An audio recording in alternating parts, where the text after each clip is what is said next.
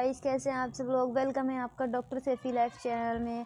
अब तक हमने देख लिए थे अष्टांग हृदय के सूत्र स्थान के चैप्टर 1 से लेकर चैप्टर 9 तक। अब हम बात करने वाले हैं चैप्टर नंबर 10 रसभेदीय अध्याय की। तो इस चैप्टर में षड रसों की उत्पत्ति, लक्षण व शरीर में उनके कर्मों को बताया है। रसभेदीय आपको चैप्टर के नाम से ही पता चल रहा है कि रस के बारे में बताया गया है, तो रस और उसके भेद के बारे में बताया गया है। तो देख लेते हैं एक एक करके। रस की उत्पत्ति। मधुर रस, मधुर, अम्ल, लवण, कटु, तिक्त, कषाय, ये जो 6 रस बताए गए हैं, इनकी उत्पत्ति एक एक करके देख लेते हैं। तो जो मधुर रस है वो है पृथ्वी और जल महाभूत प्रधान। अम्ल रस है पृथ्वी व अग्नि महाभूत प्रधान। लवण रस है जल प्लस अग्नि महाभूत प्रधान। कटु है अग्नि प्लस वायु महाभूत प्रधान। तिक्त रस जो है वो है आकाश व वायु महाभूत प्रधान। कषाय रस पृथ्वी और वायु महाभूत प्रधान। तो इनको हम कैसे याद कैसे करेंगे। तो जो मधुर है, मधुर जो होता है वो भारी होता है। तो जो भारी है वो भारी भारी जो महाभूत हैं, जैसे पृथ्वी और जल, तो मधुर जो है पृथ्वी और जल के कारण महाभूत प्रधान है। अम्ल, अम्ल कैसा होता है, जो खट्टा खट्टा होता है, अम्ल वो होता है। तो पृथ्वी एज इट इज, और अम्ल जो है पित्त के कारण होता है, तो अग्नि, अग्नि महाभूत प्रधान है। तो अम्ल अग्नि महाभूत प्रधान है तो अग्नि जरूर होगा, और पृथ्वी ऐसे ही आ जाएगा। फिर आ गया लवण। लवण में क्या है, लवण, लवण मतलब क्या समझते हैं आप, नमक। तो नमक क्या है, नमक कैसे बनता है, जो हम समुद्र है, ऐसे याद कर सकते हैं कि आप समुद्र है, समुद्र से आपने पानी ले लिया, पानी को आप अग्नि पे चढ़ा देंगे तो क्या बन जाएगा, नमक बन जाएगा। सिर्फ ये याद करने के लिए है कि जब हम समुद्र से जो पानी है उसको लेंगे, उसको अग्नि पे चढ़ा देंगे तो उससे नमक बन जाएगा। तो जल प्लस अग्नि, इससे लवण बन जाएगा। कटु, कटु कैसा होता है, मिर्च, तीखा, तो उसमें अग्नि। ये चीज़ आपको याद रखनी है कि वायु तीनों में आएगी। और कटु, कटु जो है वो मिर्ची वाला होता है तो उसमें अग्नि आएगी। कषाय, कषाय कैसा होता है, मतलब किसी चीज़ ने जैसे जकड़ लिया हो, यानी कि भारी भारी सा हो। जामुन, जामुन जो होती है वो जामुन जब हम खाते हैं तो उसका कैसा होता है रस, कसैला, जकड़ लेती है। इस तरीके से हम, वो कैसी होती है, भारी। तो पृथ्वी। अब रह गया क्या, तिक्त। तिक्त कैसा होता है, कड़वा, उसमें हम लिख देंगे आकाश। इस तरीके से आप याद कर सकते हैं। मधुर जो होता है, एक बार दोबारा देख लेते हैं हम कि जो मधुर है वो होता है भारी, तो भारी में है हम पृथ्वी और जल। अम्ल, अम्ल कैसा होता है, अम्ल होता है खट्टा, अग्नि, पृथ्वी वो अग्नि महाभूत के कारण होता है, तो अग्नि तो आएगा ही, और पृथ्वी हम एज इट इज लिख लेंगे। लवण, लवण कैसे, लवण जो होता है नमक होता है, तो जो समुद्र का पानी है, समुद्र के पानी को जब हम अग्नि पे चढ़ा देंगे तो उससे क्या होगा, नमक बन जाएगा। इस तरीके से हम लवण याद कर लेंगे। फिर हमें जो लास्ट के 3 बचे हैं, लास्ट के 3 में वायु सब में लिखना है। और जो कटु है, कटु उसमें बहुत मिर्ची लगती है तो वो पित्त के कारण होती है, तो इसमें हम अग्नि लिख देंगे। और कषाय, कषाय जो है जकड़पन, कशैला होता है, तो जो जमनी होती है वो हैवी होती है, मतलब पृथ्वी महाभूत के कारण कशैला, तो इसलिए पृथ्वी लिख देंगे। बचा तिक्त, तिक्त में हम लिख देंगे आकाश। इस तरीके से आप इसकी उत्पत्ति याद कर सकते हैं, इम्पोर्टेंट है, ये पूछी जाती है। इसके बाद हम एक एक करके देख लेते हैं इसके लक्षण को। इससे जो शरीर के में प्रत्येक रस के शरीर में क्या कार्य हैं, और जो अगर हम कोई भी रस है उसको बहुत ज़्यादा प्रयोग करते हैं तो उससे क्या क्या व्याधियाँ उत्पन्न हो जाएंगी वो। तो जो मधुर रस है, मधुर रस का क्या लक्षण है कि मुख में चिपचिपापन, इंद्रियां प्रसादन, पुष्टि, पिप्पलिका को प्रिय, जो होगा वो होगा मधुर रस, ये लक्षण है। शरीर में क्या कार्य करेगा, शरीर में जन्म से सातम्य, व्रंगण, कंठ, स्तन्य वर्धक, वात, पित्त व विष नाशक संधान कर, ये मधुर रस के कार्य हैं शरीर में। अधिक सेवन करने से क्या होगा, स्थौल्य, ओबेसिटी होगी, अग्निमंद होगा, प्रमेय, डायबिटीज हो जाएगी बहुत ज़्यादा मीठा खाने से, गलगंड, संन्यास आदि ये रोग हो जाएंगे। अम्ल रस, अम्ल रस से क्या होगा, लाला स्त्राव, बहुत ज़्यादा सलाइवेशन होगा। दंत हर्ष, जैसे होता है ना, बहुत ज़्यादा हम इमली खा लेते हैं या खट्टा खा लेते हैं तो दांतों में लगता है, दंत हर्ष होता है। रोमांच, अक्षिभ्रुव, जो हमारी आईब्रोज हैं वो सिकुड़ सी जाती हैं तो अक्षीय भ्रूण, संकोचन, मुख का छालन, अम्ल रस से ये होता है सेवन करने से। और शरीर में इसका क्या कार्य है, ये दीपक होता है, स्निग्ध होता है, शीत स्पर्शी होता है, हृदय होता है, हृदय को अच्छा रखने वाला, वात अनुलोमक होता है, वात का अनुलोमन करता है। इससे अगर हम बहुत ज़्यादा सेवन कर लेते हैं तो क्या होता है, शिथिलता, भ्रम, शोफ, विसर्प, विस्फोट, ज्वर और तिमिर, ये इसके अधिक सेवन से होने वाली व्याधियां हैं।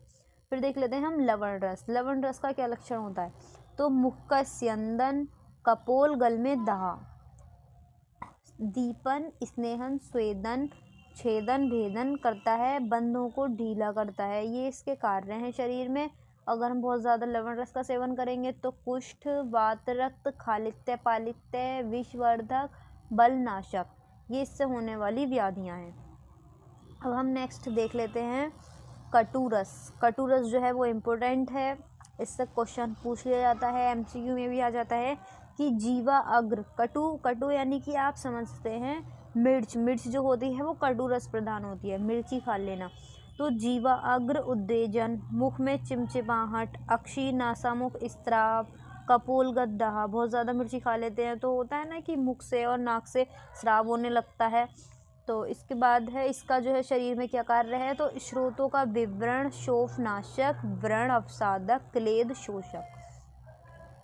और इसकी से उत्पन्न होने वाली व्याधियां हैं शुक्र क्षय, बल क्षय, मूर्छा, कंपन, कटी पृष्ठ में पीड़ा।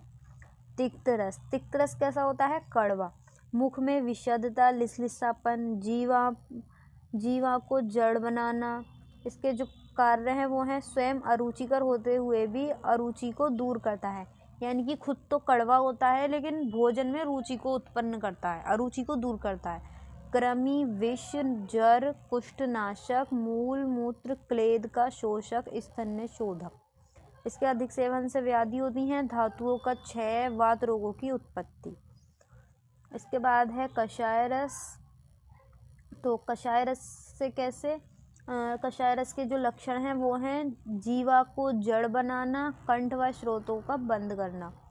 इसके जो कार्य हैं वो हैं रक्त का शोधक, रक्त स्तंभक, ग्राही, व्रणरोपक, क्लेद शोषक, त्वक प्रसादक। अधिक सेवन से हृदय पीड़ा, आदमान, विबंध, शुक्र क्षय और कृष्णता, ये अधिक सेवन से व्याधियां उत्पन्न होती हैं। तो इस तरीके से टेबल आप अपने एग्ज़ाम में लिख सकते हैं, जिस तरीके से टेबल यहाँ मैंने बताई है तो आप कम पेज में अच्छे से प्रेजेंट कर पाएंगे। इसी तरीके से आपको नोट्स यूनिवर्सिटी एग्ज़ाम में या फिर जो कॉलेज एग्ज़ाम है उसमें आपको लिखने हैं। इसके बाद हम आगे चैप्टर में देखते हैं, उदाहरण दे रखे हैं।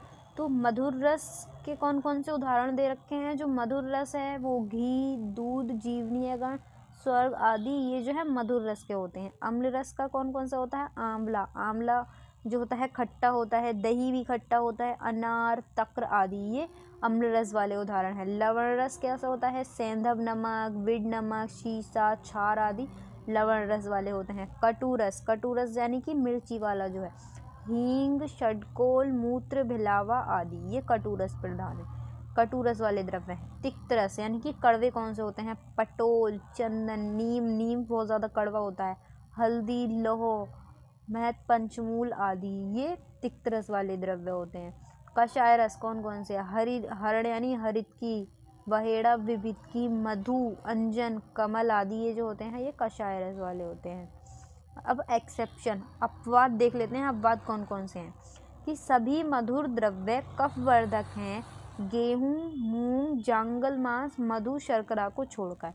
यानी कि गेहूँ, मूंग, जंगल मांस, मधु और शर्करा ये भी मधुर द्रव्य हैं, लेकिन ये जो है ये कफवर्धक नहीं है, कफ को नहीं बढ़ाते ये। और नेक्स्ट देख लेते हैं, सभी अम्ल द्रव्य जो है पित्तवर्धक हैं, यानी कि जो भी सभी अम्ल द्रव्य जो हैं वो पित्त को बढ़ाते हैं, लेकिन दाड़िम यानी कि अनार, आंवला पित्त को नहीं बढ़ाते, दाड़िम आंवले को छोड़कर। सभी लवण आँखों के लिए अपत्य हैं, सेंधव को छोड़कर, यानी कि जितने भी लवण आप यूज़ करेंगे वो सभी अपत्य हैं, आँखों को हानि पहुँचाएंगे, लेकिन जो सेंधव लवण है वो आँखों को हानि नहीं पहुँचाता है, वो आँखों के लिए पथ्य है।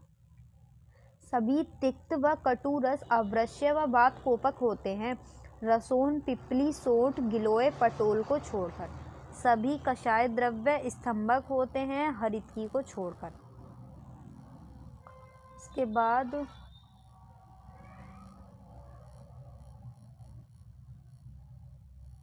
बाद देख लेते हैं हम इस तरीके से टेबल कि जो ये मधुर रस हैं वो कैसे कैसे मध्यम, मध्यम और उत्तम है।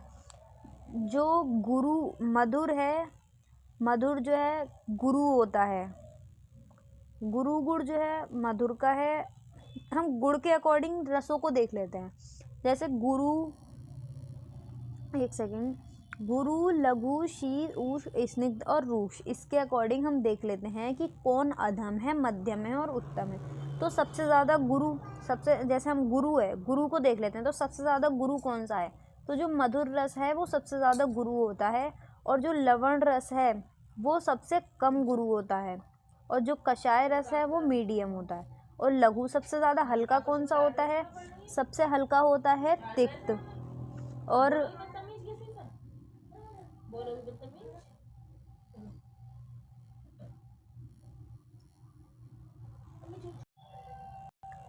जो लघु है, सबसे ज़्यादा लघु कौन सा होता है, रस होता है वो तिक्त रस होता है, और सबसे कम लघु जो होता है वो अम्ल होता है, और मीडियम होता है कटु।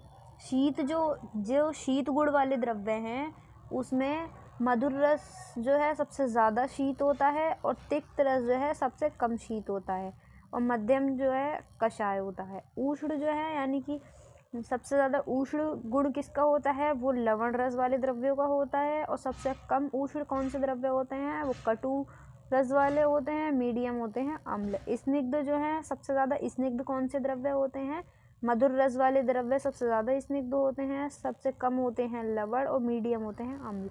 रूक्ष द्रव्य कौन से होते हैं, कषाय रस वाले द्रव्य रूक्ष होते हैं, और कटु मीडियम होते हैं, और बहुत कम रूक्ष होते हैं तिक्त रस वाले द्रव्य।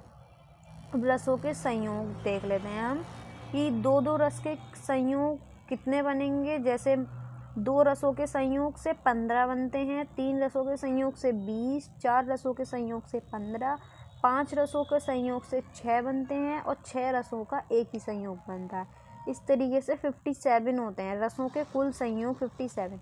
अब 2-2 रस मतलब कि 2-2 रस जैसे कि मधुर प्लस अम्ल, ये एक हो गया, फिर मधुर प्लस लवण, फिर मधुर प्लस कटु, इस तरीके से 15 संयोग बनते हैं। 3-3 रस जैसे कि मधुर प्लस अम्ल प्लस लवण, फिर इसी तरीके से मधुर प्लस लवण प्लस कटु, फिर मधुर प्लस कटु प्लस कषाय, इस तरीके से 3-3 द्रव्यों के संयोग बनते हैं। इसी तरीके से 4-4, इसी तरीके से 5-5, इसी तरीके से 6-6। तो 6 रसों का तो सिर्फ एक ही संयोग बनेगा। 6 रस एक ही साथ ले लो, मधुर अम्ल लवण कटु तिक्त कषाय एक साथ ले लो तो सिर्फ एक ही संयोग बनेगा। इस तरीके से ये 57 संयोग हैं। अब इनकी कुल कल्पना, रसों की कल्पना कैसे बनती हैं, तो एक एक रस के हिसाब से 6 कल्पनाएँ बनती हैं।